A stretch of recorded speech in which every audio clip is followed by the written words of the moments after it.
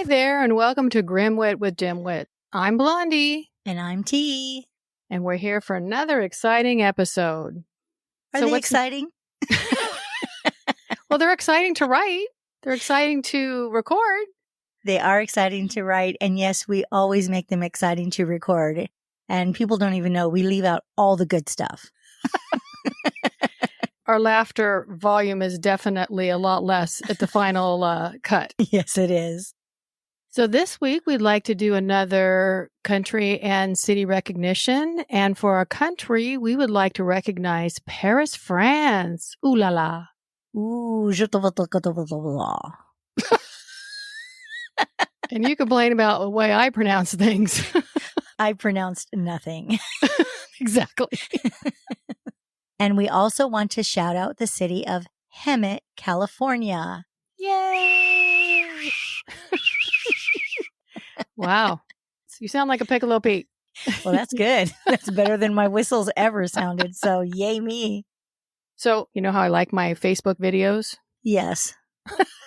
Don't judge. I was watching Judge Vonda, Vonda, and she's hysterical. She does child support cases. And the one I watched the other day was a man and a woman, ex-husband, ex-wife, basically. And she was suing him for an increased child support. I'm like, okay, that sounds normal. But the thing was, he had their son and had their son for the last, I want to say 3 years. So what does she need the child support for? She said her reasoning was that she likes to buy things for their son and they're expensive. And Vonda's going, but he buys things for your son as well. So why is he paying for the stuff that you buy and the stuff that he buys? She's not getting it. Yeah. So she always asks, okay, what is your annual income? That kind of thing. Or what do you make? She told the judge 400. She said 400 what? She said 400,000 a year. Oh, she was conveniently trying to leave that last part off. Yes, apparently. She's a caterer. She has her own business, but then she also does catering after hours. So she makes quite a bit of money. And he goes, I'm a music teacher. I make $40,000 a year. So not only does she want an increase in child support for a child she doesn't have, she makes 10 times what he does. And why doesn't he get child support from her? Well, that is the question. So Judge Vonda's just shaking her head going, I just don't get it. It came almost to a stalemate. And he pipes up and goes, well, there could be other reasons why she's upset. He said, I'm seeing her sister. And so... And there it is. And there it is. And that's what Vonda said. So she sits back with her little tea. She's so cute. She sits back with her cup of tea and is like, okay, I'm listening. Generally, she doesn't want to hear anything other than whatever it has to do with child support. But she's listening. He says, well, you know, I'm a music teacher and she plays the clarinet. Because that's hot. Apparently. And then they go back and forth. And it kind of came out that he was seeing her before they got divorced. Nice. Yeah. Well, and she's going, well, I was busy. I was trying to, make a living for our family. And the whole time, Vonda's sitting back going, all right, let's hear it. And he goes, I don't really want to talk about that. She goes, you brought it up. Yeah, you did. He brought it up.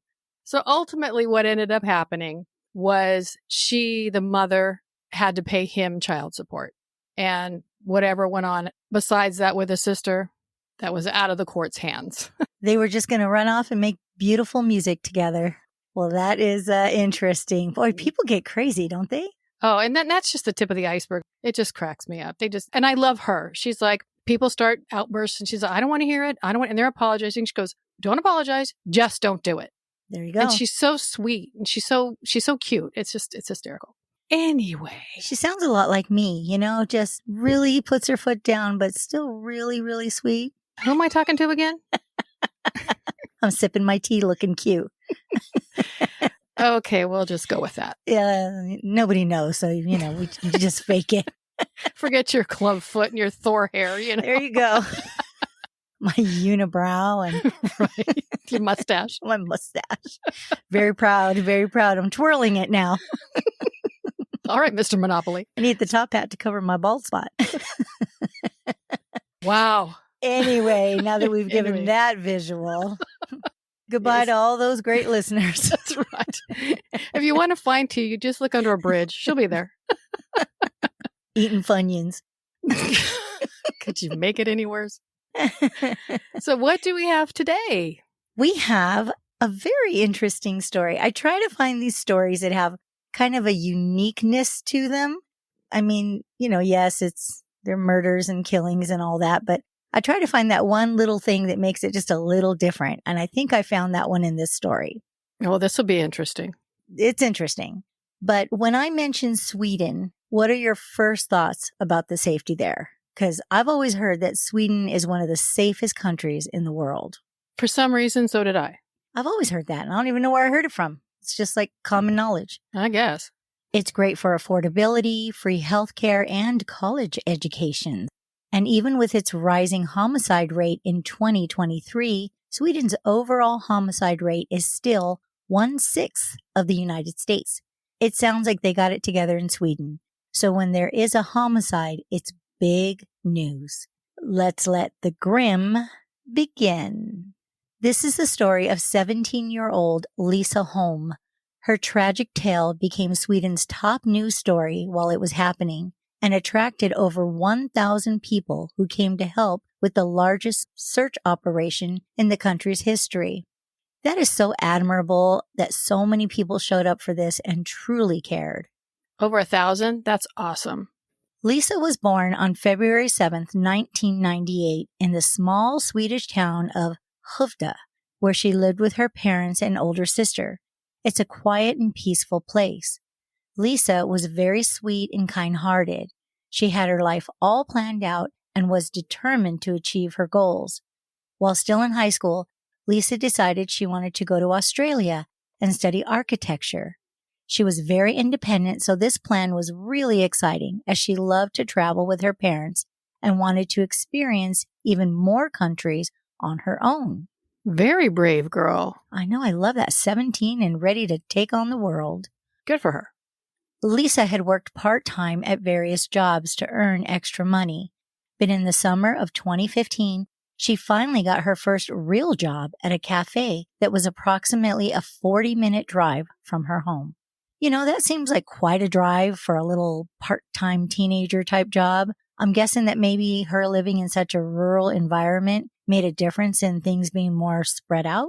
I see what you're saying about it being rural and being spread out, but the first thing I thought of was she's got this little job that's probably not paying her very much. And what is the gas for 80 minutes? Well, her parents were paying for that. Oh, I didn't know that. Okay. Well, I'm guessing her parents were paying for that because she's got a little teenage job. How's she going to pay for that?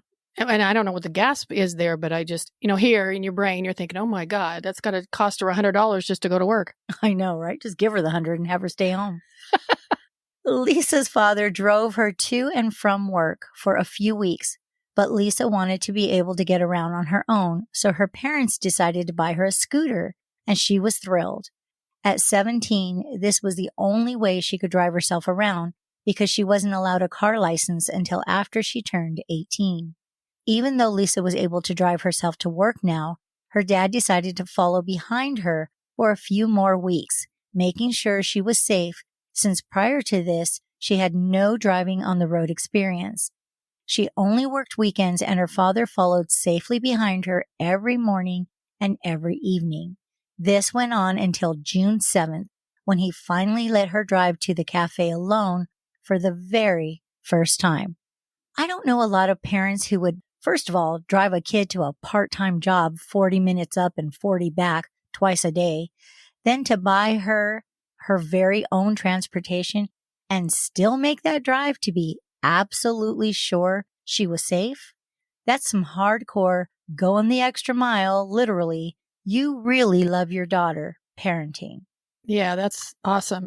On this very first time they let her go alone, her parents decided to go to the cafe to have lunch with their daughter, who they obviously loved very dearly, and I'm thinking this was just another way to check on her without making it too obvious. I'm in love with these parents parenting. They're walking the walk. I'm pretty sure she probably thought that they were doing it to check on her as well, but it's so sweet. I know. They just sound like a wonderful family. But that day, the cafe was very busy, so Lisa was only able to take a short break to be with her parents, which was totally understandable. So her parents had lunch and then they went home. At 6:23 p.m., Lisa texted her father that she was leaving work. Then, exactly 3 minutes later, he received a call from Lisa. When he answered the call, he heard no one on the other end. There were some muffled voices in the background, so he thought maybe Lisa had butt dialed him and she was chatting with her friends after work. He also heard the sound of a car door slamming shut. He called out his daughter's name several times. Lisa, Lisa, but she didn't hear him. So he hung up and just waited for her to arrive home. I'm honestly surprised that he didn't leave at that very minute to go check things out. Well, even if he had, it would have taken him 40 minutes to get there. I know, but... I know. He was very protective. Right. But time passed, and Lisa wasn't home. She should have been home by now. After an hour, her parents started to worry. They called her several more times, and she never answered, and it seemed like her phone was off. So her dad, concerned that something terrible may have happened to her on the scooter, decided that he was going to start driving on the road she should have been coming home on, and figured he'd see her along the way. He drove at a very slow pace, scanning the road and making sure that she hadn't had an accident. But Lisa was nowhere to be found. Once her father made it back to the cafe, he was even more concerned because he saw her scooter parked in front of the building. Then he calmed down, thinking maybe she had been delayed at work, and that was why she wasn't home. But looking into the cafe, there was nobody in sight. So he walked over to the scooter and he saw that the keys had been left in the ignition. Lisa would have never left the keys in the scooter and abandoned it in a parking lot that was unattended. Now her dad was starting to panic. I can see that. I would panic too. Wow.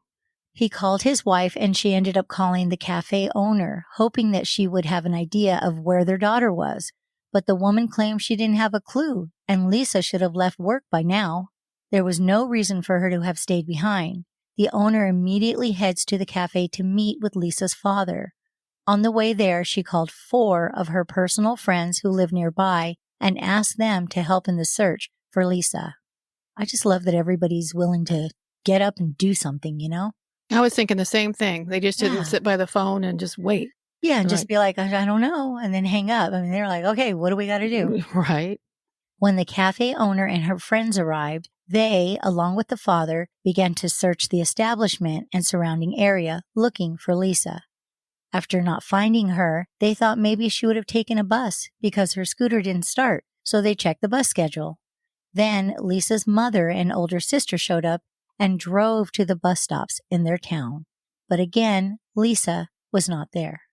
By now, it's 10 p.m., and Lisa has been missing for over 3 hours, so they decide to call the police. After getting all the information, the police launched a search themselves. The fact that Lisa's scooter was left in the parking lot with the keys made the police believe that maybe she had been abducted. Even though cases like this were very rare in Sweden, especially in the remote provincial area where Lisa's town was, they still had to consider it.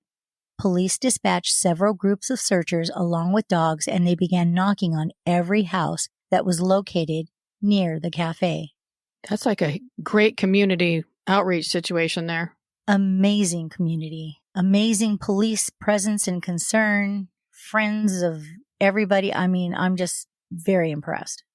News was spreading fast about Lisa's disappearance. When her classmates found out, they began spreading information on social media as well, hoping to attract more attention and possibly witnesses who may have seen something. The search continued all night, but Lisa was not found. Aw. Early Monday morning, the police publicly announced the disappearance of 17-year-old Lisa Holm. They urged the public to come forward with any useful information to help find her. Early that same morning, a man who worked at a barn right across the street from the cafe found a motorcycle glove on the barn floor and contacted the police. Detectives had already quickly inspected that particular barn the night before and had not noticed the glove there. They showed the glove to Lisa's parents and confirmed that it belonged to their daughter. This further supported the abduction theory. If that was my daughter, I'd be losing my mind. I would have lost my mind at 8 o'clock that night. Yeah. By now, there were many search groups looking for Lisa. News of her disappearance spread throughout the country very quickly, and hundreds more volunteers came to help in the search. By Tuesday, several more alarming clues were discovered. When volunteers searched along a dirt road near the cafe, they found a phone case, a receipt, a ticket, and a smashed smartphone screen. It was confirmed that all these items belonged to Lisa. So the search focused on that area. Soon, more parts of Lisa's broken cell phone, her ID, and several more receipts were found, all scattered along the same dirt road. Now the police were almost certain that Lisa had been abducted, and even more resources were poured into the search. Each passing day, more and more volunteers from all over the country showed up to help. Incredible. And now we know why her dad couldn't get through when he called her, because her phone was smashed. Right. Remember they said they thought it was off? And it was smashed already. It was smashed. It was gone. This case became the main headline news in Sweden.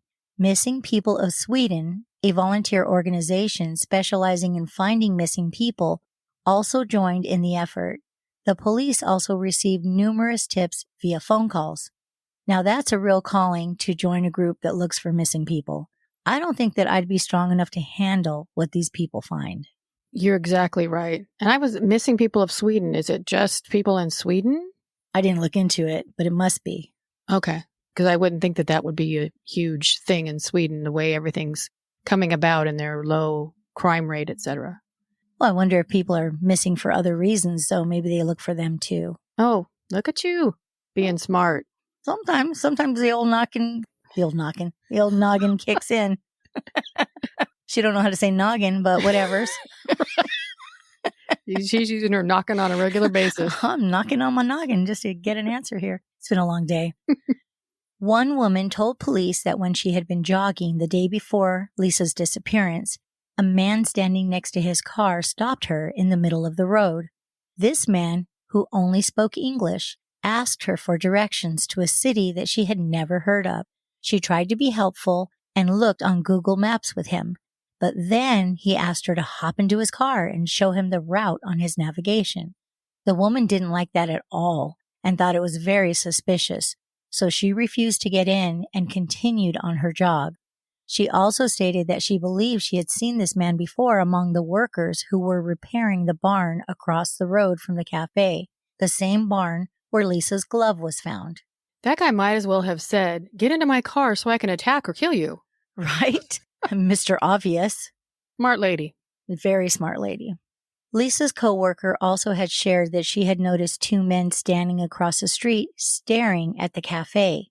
She thought this was strange, but didn't think much of it at the time. But after Lisa's disappearance, she decided to share this with the police. And this is a perfect example of how you never know what may be important in a case. Just share what you know, because this turns out to be important too. I guess that saying, if you see something, say something, can apply anywhere. No matter how small. Mm-hmm. The following morning, Wednesday, Lisa's father and some of his friends decided to research the dirt road where her belongings were found. Walking a little bit further from the original search area, her father made several more alarming discoveries. He found Lisa's driver's license and her house keys. It seemed like someone had been throwing Lisa's belongings out the window of their car, scattering them along this road while they drove, possibly with Lisa in the car. So I had to think about this. This person literally just took a young girl into their car and immediately, because this is still very close to the cafe, starts taking her stuff and tossing it out the window? Why? It's like you're leaving a popcorn trail for the police. It almost sounds like Lisa is leaving breadcrumbs. I think about it when I'm walking. What clues would I leave? But then again, as we all know, your Apple Watch, if you push the little crown button and hold it in, that feature calls 911. I'd be all over that. Well, first of all, I didn't know that about the Apple Watch, so good to know. I accidentally called 911 one time. I'm surprised I haven't called him many times. I never thought it actually being Lisa throwing the items out, though, so good thinking. Oh, well, thanks. I try every once in a while. That's not what happens, but good thinking. At least I had a theory. You had an outside of the box thought, so I'm very proud of you. Thanks, You're going to get a gold star today. Thanks, Mom. You're welcome. Good girl. I can feel you patting me in my head as we speak. Following these new discoveries, the police and volunteers concentrated all their efforts on this particular area, but no new items were found. That same evening, a friend of Lisa's father was returning home from helping with the search, and as he passed the cafe, he noticed that the police tape had been removed from the barn where Lisa's glove was found. This seemed odd to him, so the man decides to grab a flashlight and go back into the barn and see what's up. He walked around the premises for a while until he spotted something shiny on the floor. It was a woman's earring, and the other earring was nearby. So what are the chances, and what a great friend to stop after searching all day and look into this. I'm so highly impressed with the Swedes. We definitely need to visit Sweden. I'm down for that. Yeah, I'm going to see it in a whole new light now. The man contacted the police. Lisa's parents confirmed that those were her earrings. So the police once again sealed off the barn and searched it more thoroughly. It almost seems like the friends and the citizens are like bloodhounds. And I am curious why literally everything that was found up to this point wasn't through a police search. I mean, they really didn't find anything until the citizens brought it to them. Well, the lead detective explained that when Lisa was first reported missing, detectives were more focused on finding her and had not launched a full investigation yet. This was going to happen after it was determined if there was foul play. Therefore, the barn had not been searched thoroughly. But now numerous forensic experts and search dogs were brought in to assist. Okay, questions answered. Thank you. You're welcome. I got a gold star for that one. In the barn, police found human feces. Oh. I know, right? Oh. I don't know why, but it would shock me to find human feces. I'd be like, nope. And how do you determine the difference between human and animal? Good question. I have big dogs. That's why I asked. My brain went all kinds of places. Like food in it, size. I was like, I'm not going to say that, but now I just did. Okay. At first glance, this doesn't seem like anything important, but forensic experts put forth an interesting theory. And here's where my eyebrows go up. Is this interesting thing of the story that we're talking about? Yes. Okay. It is interesting. Bring it on. They explain that when criminals fulfill their fantasies and commit serious and horrible crimes, their bodies produce a ridiculous amount of adrenaline, which can lead to the uncontrollable need to crap themselves. It's more... Sorry. Let that sink in. Or maybe I should say, let that stink in. You're so bad. It's more common for a killer to piss themselves before or during the murder, but crapping themselves is next level excitement. I want to know how they gather that research. Me too, because I haven't never heard of this. Maybe I'm just really late to this crap game, but I've never heard of this. I have not either. Considering that Lisa's earrings were found in the barn, the police theorized that the abductor might have dragged her into this building, and under the influence of adrenaline, they may have relieved themselves. So they gathered up the feces and sent it in for DNA analysis. And this is going to sound dumb, but up until this point, I don't think I ever really thought about DNA being extracted from crap. Had you? Never. I mean, not DNA, maybe what they had for lunch to see where they last ate, but not to figure out, who they were or attach them to any crime. This is all news to me. And I thought this was so interesting. And now I wonder if they all have that little roll of doggy bags with them at all times, just in case, with the little paw prints and the bones. Probably. And they carry them on their belt loops in those little dog bone shaped containers. What would be on the human poop bag, though? That's what I want to know. I have no words for that. I'm trying to think of something. Nothing comes to mind. What would be appropriate? Rolls of toilet paper, bathroom spray. A little poopery. That's right. Who doesn't love poopery? Oh, man. I know. It's just my brain's going all kinds of different directions. On Friday, Missing People of Sweden search volunteers reached a farm located 2 miles from the cafe. It was a complex of several large buildings, but the search team decided it was vital to search them all. However, Shortly after they arrived, 2 men who worked at the farm and only spoke English said that the police had already searched this farm. The lead search person didn't believe it because that would have been communicated if it had been searched. But unsure, the search team couldn't move forward. The English-speaking men didn't budge and watched until the search team eventually drove off. So when you were talking about this, I was thinking they would have to get a search warrant, but this is the search team, not the police. Right. Okay. And I haven't heard anything about search warrants being used at all yet. So I'm assuming it's a community cooperation type thing that's expected at this point, but I'm not sure. It sounds logical. Yeah. If you want to help, you're going to be like, please search my house. Check it off the list so you can move on to the house where she's really at. Right. Whatever you need. Yeah, whatever you need. About an hour later, a pile of branches behind a cow shed was discovered. Under the pile, they found a motorcycle helmet, jacket, and headphones. The police immediately arrived at the scene and confirmed that all of these items belonged to Lisa. So forensic experts began to search the area. Detectives were also told of the 2 strange men who tried to dissuade the volunteers from inspecting the farm. When they heard that these men didn't speak Swedish, only English, they put 2 and 2 together and related that to the story of the woman who had been stopped by an English-speaking man while jogging. In fact, with the only spoke English clue, police already had an idea of who may have been responsible for the abduction since the search began. Murder 101. If you're going to be a standout in the community for any reason whatsoever, maybe you shouldn't be trying to kill people. Exactly. After visiting all the houses near the cafe, there was only one house where 2 brothers lived. One of the brothers' wives also lived there, and none of them spoke Swedish, as they were all from Lithuania. They were the only people within miles who didn't speak the local language, but this wasn't the only reason that the police suspected them. The brothers also worked in the barn across from the cafe and at the farm where Lisa's helmet and other items were found. So the brothers had direct familiarity with these locations, and the dirt road where Lisa's other items were found led directly to their house.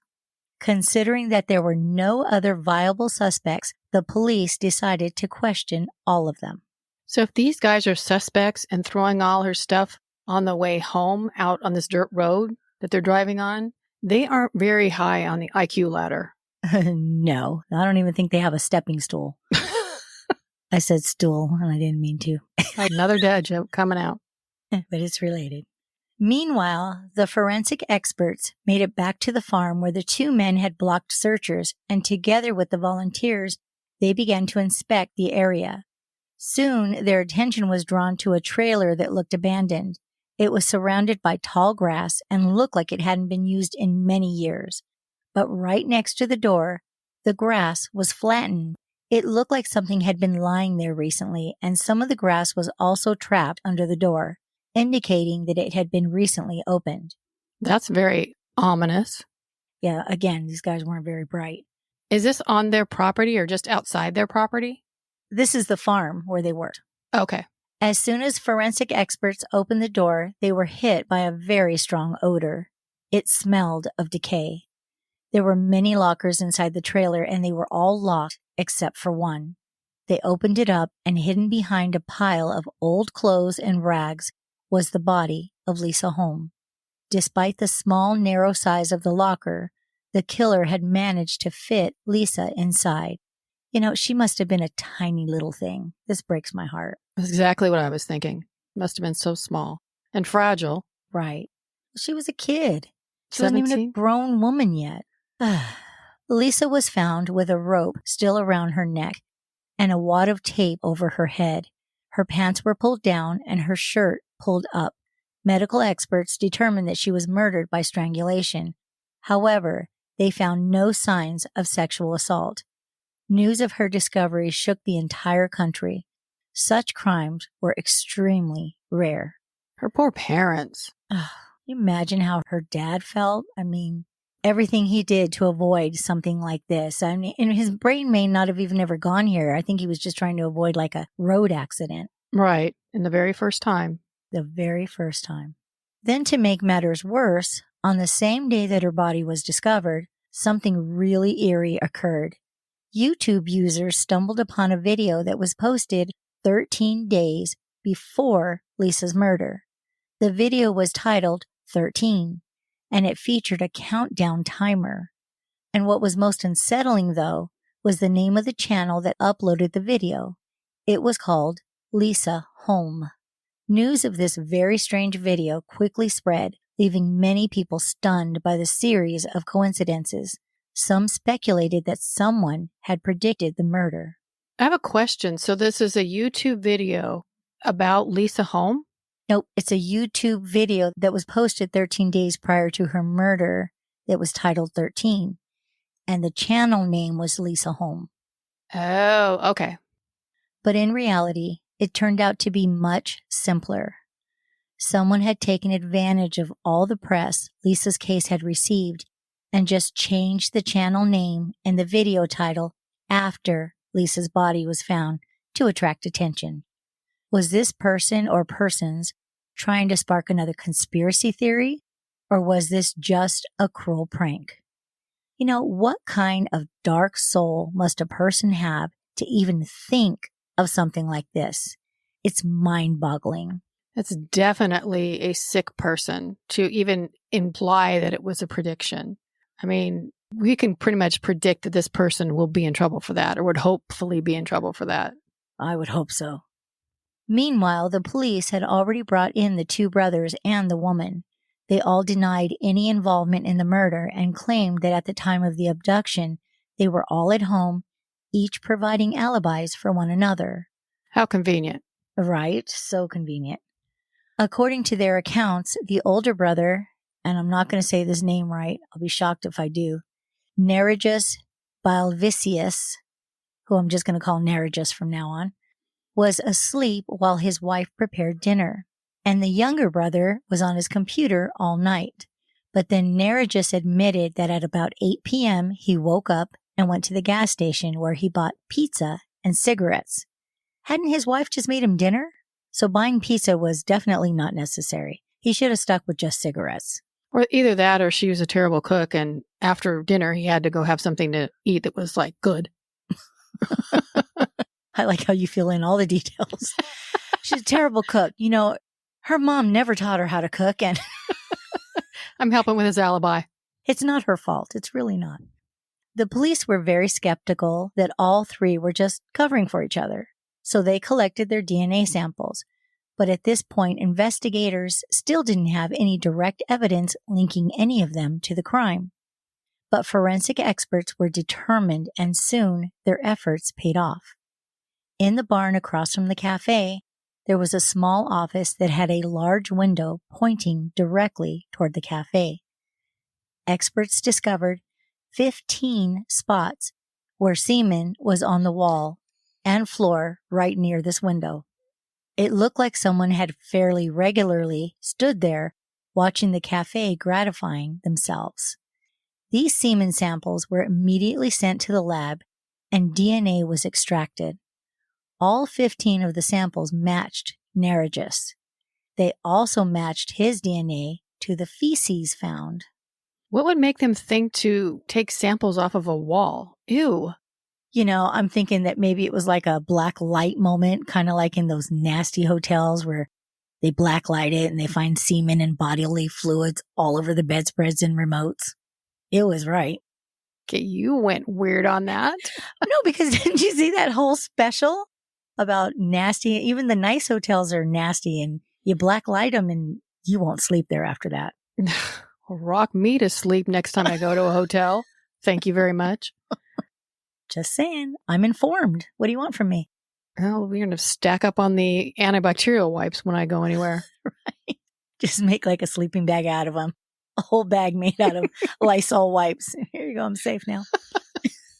In another room located in the barn, which had previously been used for storing cow's milk, forensic experts noticed a pipe about 2 feet above the floor covered in a thick layer of dust, except for a small strip of where rope had once been. The size of this strip perfectly matched the rope used to strangle Lisa. Traces of blood were also found on the pipe, and that DNA matched Nargis. Things are just stacking up against him, aren't they? Oh, yeah. Plenty more. On the floor beneath the pipe, they discovered a piece of the same rope that was found around Lisa's neck. Lisa's and Nargis's DNA were both found on that piece of rope. This was huge because now they could link Nargis directly to Lisa. A hair belonging to Lisa was also found on the floor of the same storage room. Upon further examination, DNA evidence was found on Lisa's jacket belonging to Nargis as well. Based on all of this, police believe that Lisa was killed in that milk storage room. Here's what police believe happened. Nargis had been observing the cafe for quite some time, looking for an opportunity. And when Lisa was spotted alone in the parking lot, he approached her. Like we just said a minute ago, on her very first day on her own. Right? He's like yeah. Stalker. He was stalking. He was stalking, I think, whoever would be available. It just happened to be her. Based on the jogger's account, he probably asked Lisa for directions, then convinced her to get into his car to enter the route into the GPS system. Lisa was kind and always tried to help people, so she might have actually gotten into the car of her own free will. Once he had her, he taped her mouth shut and drove her to the barn, where he wrapped the rope around her neck and hung her from the pipe. According to experts, this sight excited him so much that he defecated on the floor due to an extreme adrenaline rush. Then, when she died, he placed her body into his car and drove her to the farm, tossing her belongings out the window along the way. There, he hid her body in the locker, covering it with old rags.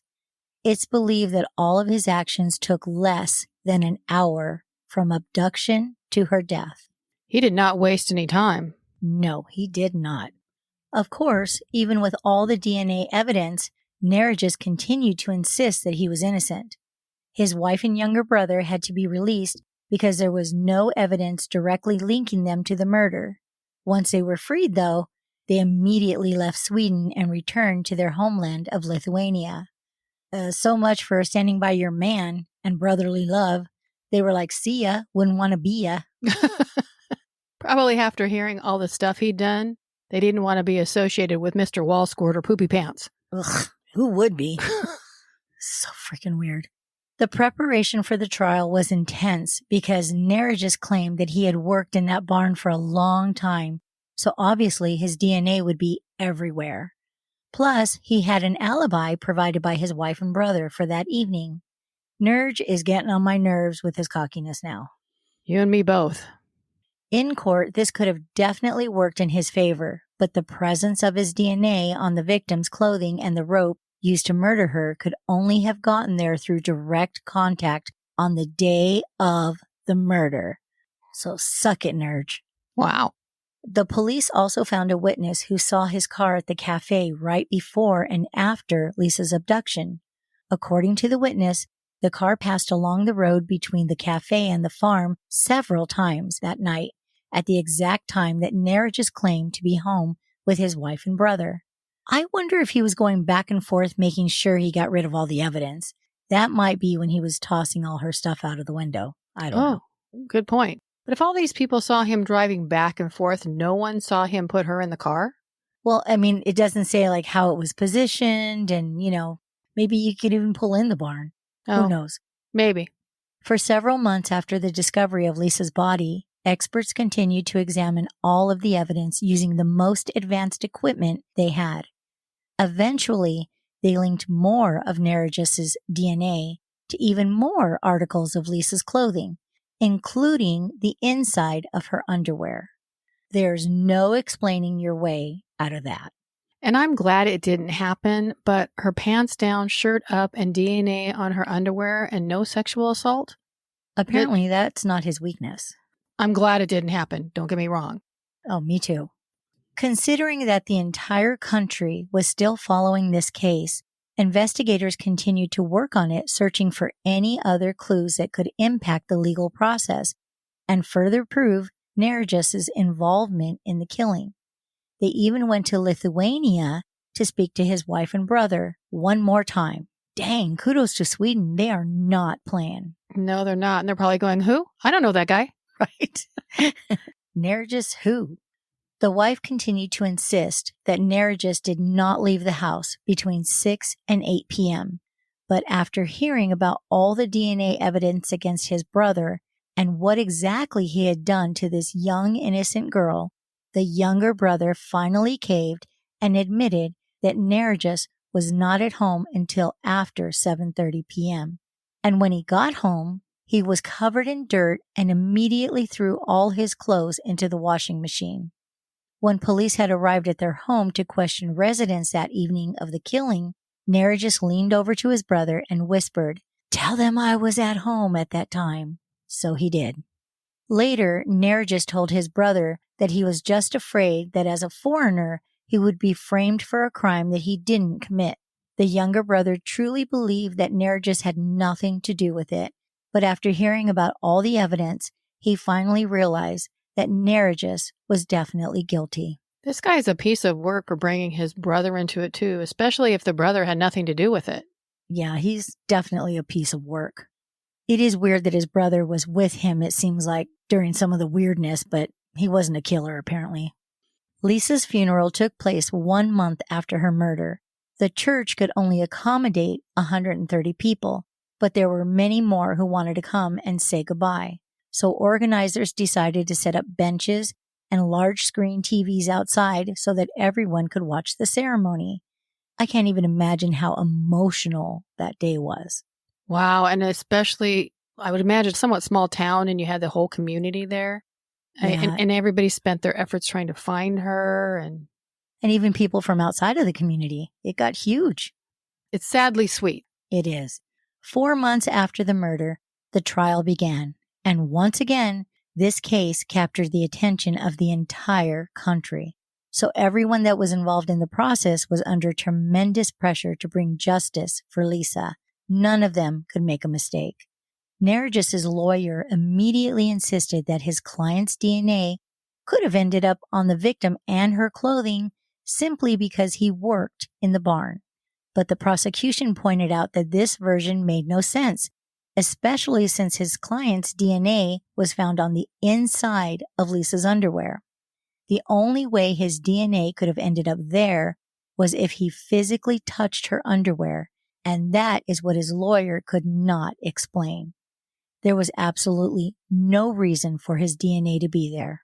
The lawyer even tried to point the finger at Nergis's younger brother, saying that the brother, check this out, stole multiple samples of Nergis's DNA and placed them on the victim's body and at the crime scene. But to say that could have happened and then provide a reasonable explanation as to how that could have happened were two very different things. So that theory was dismissed. I get that these brothers were tight, but when you're trying to say that your brother has access to your semen and squirts it all over a random wall, 15 separate times? And then what about the turds? Is he reaching into the toilet and pulling those suckers out too? Oh, and I had visions of a turkey baster on the wall. Oh, But I can't even with this lawyer. He actually thought that this was a viable defense and that it would work. I guess so. But yeah, that defense stunk, literally. It was just a crappy defense. It seriously was. The trial lasted for 1 month, and Nergis was found guilty of murder. He was sentenced to life at a high-security Swedish prison that was actually very comfortable and resembled a 3-star hotel. Living in Sweden in a 3-star hotel-ish with no bills for the rest of your life sounds more like an eternal holiday. I wouldn't be mad about that.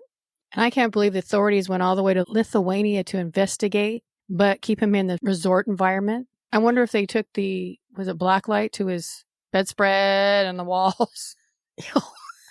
Gross. Make them sleep in black light so they know what they're sleeping in. That's the real punishment. Right, that'll serve him. But his lawyer tried to appeal the verdict and free his client from the lifelong vacation, but the appeal was rejected. Then in early 2017, Nerges himself applied for deportation and requested to serve his sentence in his homeland of Lithuania. His reasons for the request are not known, but it sounds like maybe he wanted to be closer to family, and that's reasonable. But Lithuanian prisons are definitely not 3-star hotels. They are significantly worse, more like hostile hostels. So this request was unusual. Go ahead and get your giggle out. That's good, right? Mm-hmm. So this request was unusual, but the court granted it because it cost Swedish taxpayers a lot of money to house their prisoners in that cushy fashion. And heck yeah, I'd be thrilled to send him back to his homeland and let them pick up the tab for his confinement. And even better that he doesn't get the cushy lifelong stay. So he wants to go back to his home country where things were worse. What is wrong with this guy? Well, after Nerges arrived in Lithuania, he appealed to the Lithuanian court, and his sentence was reduced from life to 15 years. You sneaky bastard. Wonder if he knew that would happen. I think he may have had an idea. However, a few weeks later, You say that with rainbows and sunshine? I did. A few weeks later, the Lithuanian court overturned their decision, and Nerges is now spending his entire life in that much more hostile hostel that he should have been in to begin with. There's the happy ending I was looking for. And I'm hearing crowds cheering in the background. Yes, you are. But after spending 5 years in prison, in August of 2022, while inmates were being transferred, Nerges was attacked with a shank and suffered serious injuries and died on the way to the hospital. A little prison justice for Lisa. I'm definitely here for the prison justice / karma. I am too. As for his wife, her involvement was never proven. None of her DNA was found anywhere near Lisa or the crime scenes, but it hasn't been ruled out that she may have known about her husband's crime and possibly helped him, beginning with her fake alibi. And that's a tough one, because if she thought he truly was innocent, I can see why she lied. That's her husband. But the problem with that is after all the DNA matches come back to him, how do you go back and tell the truth? His brother did, but a lot of people would be fearful to do that. Well, their grace only went so far, and that's why they were out of there to begin with. Yep, they pulled a sucks to be you and just saved themselves. I don't blame them. Nerges' younger brother is also still a mystery as to whether or not he was involved. Questions were raised regarding him being at the cafe when employees reported seeing 2 men standing near the barn and watching them. Considering that one of them was most likely Nerges, it seems obvious that the other would be his brother. But the younger brother's DNA was never found anywhere either. Perhaps he was satisfied with just watching. But forensics proved that Nerges was not satisfied with just watching. In the end, they managed to uncover the grim truth. Nerges was not just a watcher. He acted on his fantasies, and a beautiful, innocent, and very much loved young girl named Lisa Holm paid the ultimate price. That's a very interesting, crazy, sad story. I think a lot of these are the same. The circumstances. But I like this one because he also paid the ultimate price. It took a minute, but he got his. Yes. Again, the crowd is cheering. Well, thank you for bringing us another interesting story. And thank everyone for listening. We hope you enjoyed as usual. Remember to take care and don't forget to let your grimaginations run wild. Bye. Bye, everybody.